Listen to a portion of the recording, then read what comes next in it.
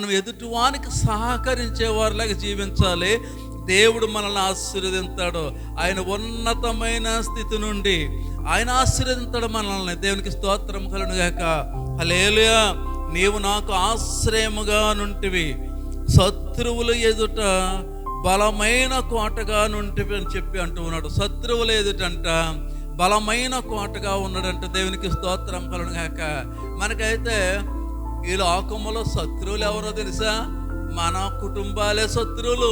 ఒకరికి ఒకరు కత్తిలు అవసరం లేదు, నోటితో చంపేసుకుంటూ ఉంటారు. ప్రియమైన దేవుని బిడ్డలారా, చాలా మందిని చూస్తూ ఉంటాం.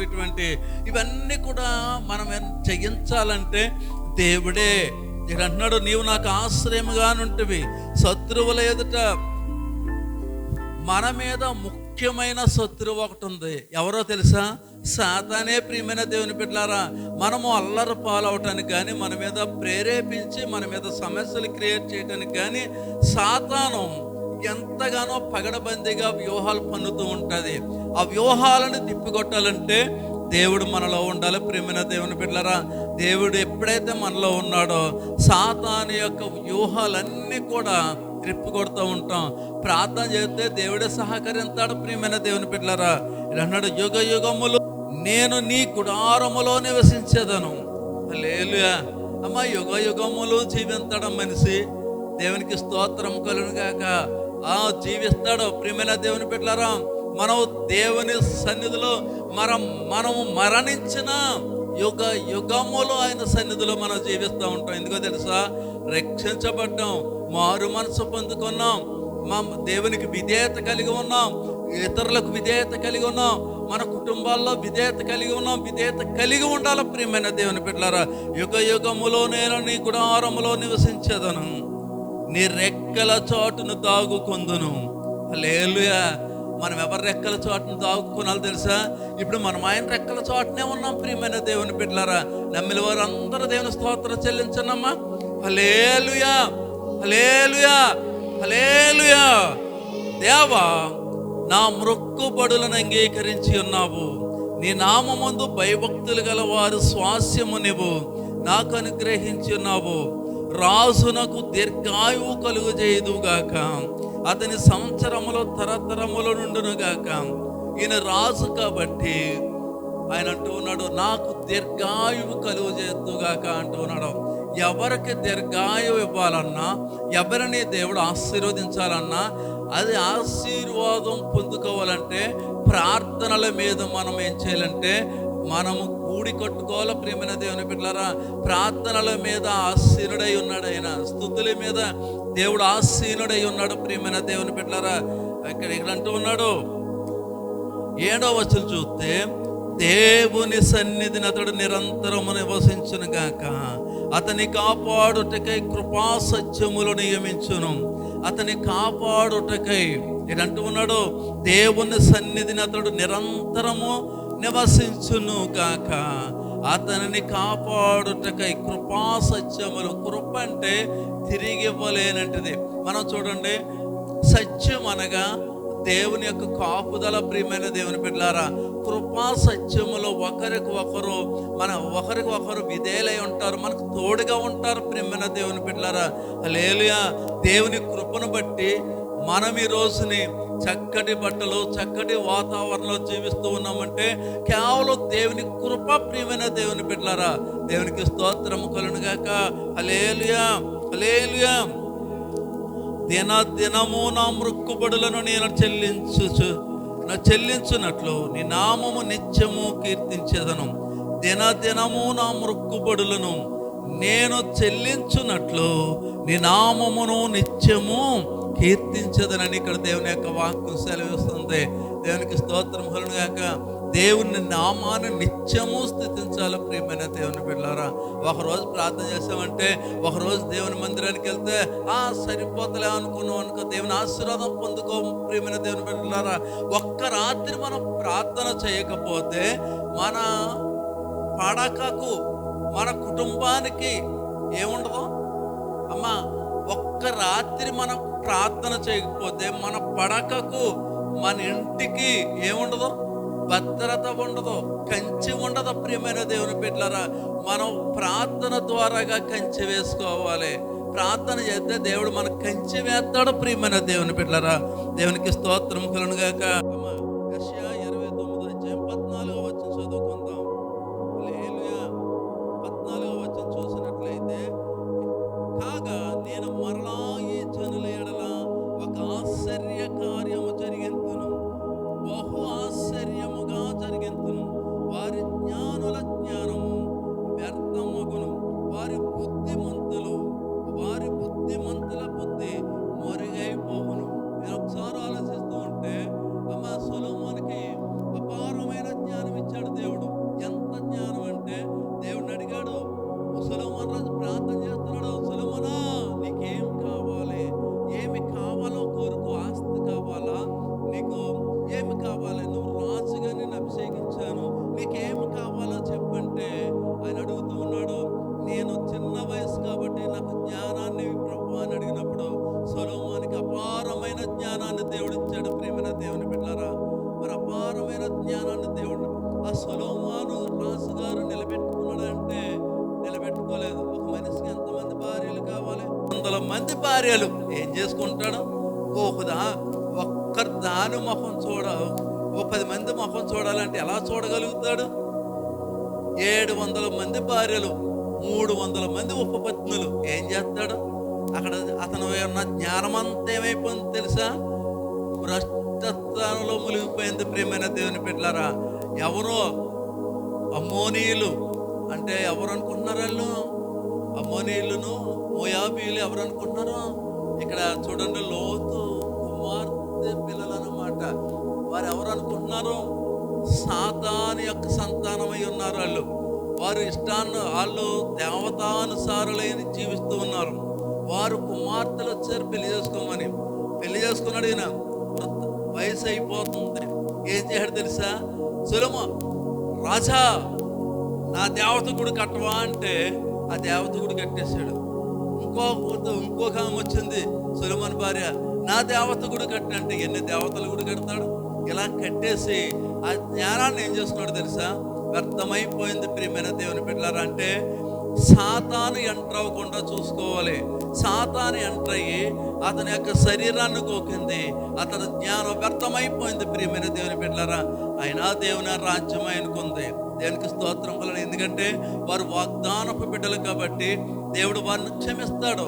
మనమైతే వాగ్దానపు బిడ్డలం కాదు, మనం అన్య జనాంగమై ఉన్నాం. మనల్ని రక్షించుకున్నాడు. అందుకే అంటున్నాడు, పిలువబడిన వారు అనేక మంది, ఏర్పరచబడిన వారు కొందరే అని దేవుని యొక్క వాక్యం సెలవిస్తుంది. చాలా మందిని పిలిచాడు, కానీ ఏర్పడ్డ వారు ఎంతమంది అంటే నిలకడగా ఉన్నవారు కొందరే అని చెప్తా ఉన్నారు. ఆ కొందరిలో మనం ఉండాలి. ప్రియమైన దేవుని బిడ్డలారా, దేవునికి స్తోత్రం కలుగును గాక. ఆ కొందరిలో మనం ఉండాలంటే కొంచెం కష్టపడాలి. ఈ లోకం ప్రతి నిమిషము కూడా మనల్ని వాడేసుకుంటూ ఉంటుంది. సాతాను ఏదో విధంగా గలిబిలి చేసి, వాడు త్రొక్కబడిన సాతాను, దేవుని రాజ్యము నుండి గెంటివేయబడిన సాతాను కాబట్టి వాడు ఏం చేస్తూ ఉంటాడంటే, వాడు కేవలం మనమేమో ఎంతమందిని రక్షించామని మనం అనుకుంటూ ఉంటాం. వాడు ఎంతమందిని కొల్లగొట్టానని ఆడు అనుకుంటాడు. సాతాను కొల్లగొట్టడం అంటే మన యొక్క హృదయాలను సాతాను వైపు తిప్పడమే. ప్రియమైన దేవుని బిడ్డలారా, దేవునికి స్తోత్రం కలుగును గాక. చాలా విచిత్రమైన ఘటన కదా ఇది. దేవుడేమో రక్షణ పిలుచుకున్నాడు, పిలిచిన వారు చాలా మందిని పిలిచాడు, కానీ ఏర్పరచబడిన వారు కొద్దిమంది అంటూ ఉన్నారు. ఇక్కడ ఎందుకని కొద్దిమంది అయిపోతూ ఉన్నారంటే, సాతాను కబంధ హస్తాలకు గురైపోతూ ఉన్నారు. ప్రియమైన దేవుని బిడ్డలారా, సాతాను బలముగా మనుషులు లాగేస్తూ ఉంటుంది. చూడండి, ఇక్కడ అంటున్నాడు, కాగా నేను మరలా ఈ జనుల ఎడల ఒక ఆశ్చర్య కార్యము జరిగింతును, బహు ఆశ్చర్యముగా జరిగింతును. వారి జ్ఞానుల జ్ఞానము వ్యర్థమగును, వారి బుద్ధిమంతుల బుద్ధి మరుగైపోవును. మనుషుల జ్ఞానం ఏపాటిది, వారి యొక్క జ్ఞానం మరుగైపోద్దని దేవుని యొక్క వాక్యం సెలవిస్తుంది. తమ ఆలోచనలు యెహోవాకు కనబడకుండా లోపల వాటిని మరుగు చేయ చూసి వారికి శ్రమ. మమ్మల్ని ఎవరు చూసేదరు? ఇలాగ అనుకుంటారు. పాపం చేసే వాళ్ళు చూడండి, పిల్లి పాలు తాగుతున్నంట కుండలో తలకాయ పెట్టి నన్ను ఎవరో చూడలేదు అనుకుంటూ ఉంటుంది. తాబేలు ఉంటాయి కదా సముద్రం పక్కనే, ఆ తాబేలు మనుషులు చూసినప్పుడు గబగబా గొయ్యి వేస్తుంది. ఎంత అవుతుంది? దాని తల పట్టేంత గొయ్యి ఎంత తలకాయ ఆ ఇసుకలో కప్పెట్టేసుకుంటుందంట. కప్పెట్టేసుకుంటే నన్ను ఎవ్వరు చూడలేము. తాబేలంతా పైన తలకాయలో అనేడుతేంటి లటక్కలు పట్టుకుపోతారు కదా. ప్రియమైన దేవుని బిడ్డలారా, పాపం కూడా అదే విధంగా ఎవరు చూస్తారు నిన్ను అనిపిస్తూ ఉంటుంది. ప్రియమైన దేవుని బిడ్డలారా, చాలా మంది అదే విధంగా పాపానికి బానిసలైపోతున్నారు. నన్ను ఎవ్వరో చూడలేదు అనుకుంటున్నారు.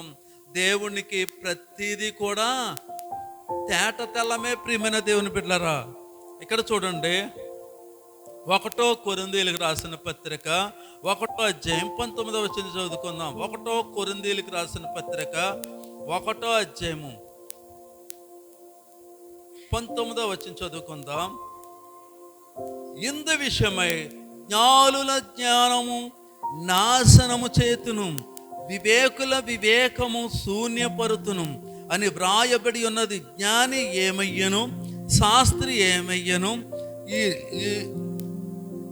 ఈ తర్కవాది ఏమయ్యను?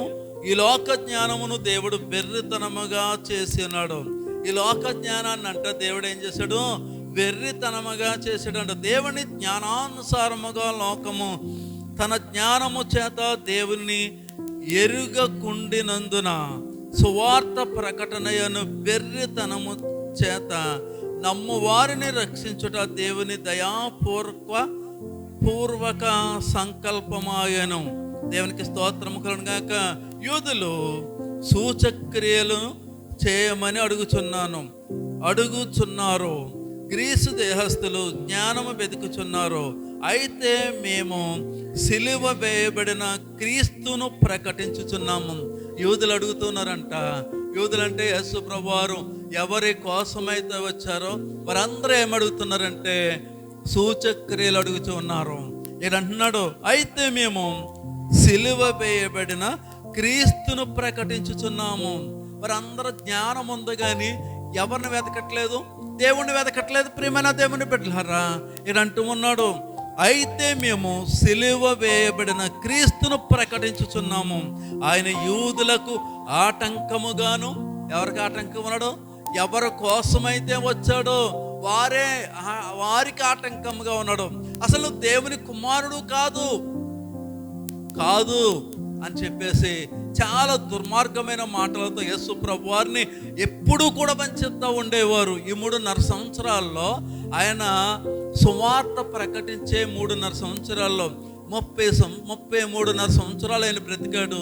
30 సంవత్సరాలు కూడా కుటుంబంతో ఉన్నాడు ఆయన. 31వ సంవత్సరం వచ్చిన తర్వాత 30 సంవత్సరాలు దాటిన తర్వాత సువార్త ప్రకటించడం మొదలుపెట్టాడు. ఆయన్ని అందరూ కూడా ఎటకారం చేశారు. ప్రియమైన దేవుని బిడ్డలారా, ఆయన యూదులకు ఆటంకముగాను అన్యజనులకు వెర్రితనముగాను ఉన్నాడు.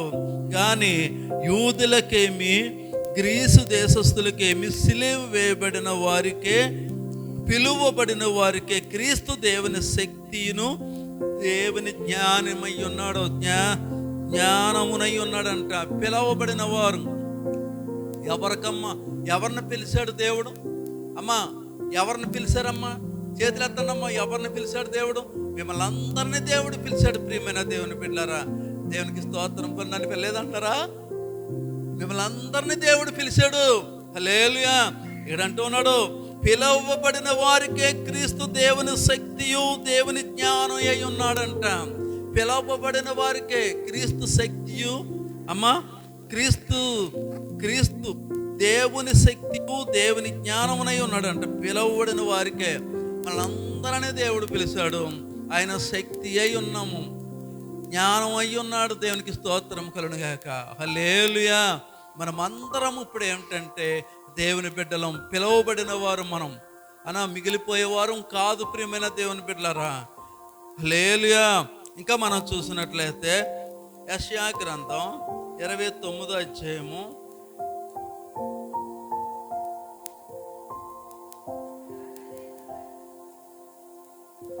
16వ వచనం చూసినట్లయితే, అయ్యో మీరెంత మూర్ఖులు, కుమ్మరికిని మంటికిని భేదము లేదని ఎంచదగున చేయబడిన వస్తువు చేసిన వారి గూర్చి ఇతడు నన్ను చేయలేదనవచ్చునా? రూపింపబడిన వస్తువు రూపించిన వానిని గూర్చి ఇతనికి బుద్ధి లేదనవచ్చునా? దేవునికి స్తోత్రం కలుగును గాక. కుమ్మరవాడు కుండ చేస్తే ఆ కుండ అంటదంట, నా చేయలేదు అంటదంట. దేవునికి స్తోత్రం కలుగును గాక. అంటే ఎంత అవివేకమో చూడు. అంటే దేవుడు ఆయన అంటూ ఉన్నాడు, నేను నా అరిచేతిలో నిన్ను చెక్కుకొని ఉన్నానంటే, అబ్బే నీ అరిచేతిలో నన్ను చెక్కుంటావేంటి? నన్ను ఎవడో చెక్కాడు, తోలుగాడు అని చెప్తూ ఉన్నాడు ఇక్కడ. దేవునికి స్తోత్రం కలుగును గాక. నేను నా అరిచేతిలో చెక్కున్నానంటే కాదు అంటూ ఉన్నారు ఇక్కడ. ప్రియమైన దేవుని బిడ్డలారా, మనము ఖచ్చితంగా దేవుని వైపు చూడాలి, దేవునిలో మనం నివసించాలి. ప్రియమైన దేవుని బిడ్డలారా, మత్తయి సువార్త 22వ అధ్యాయము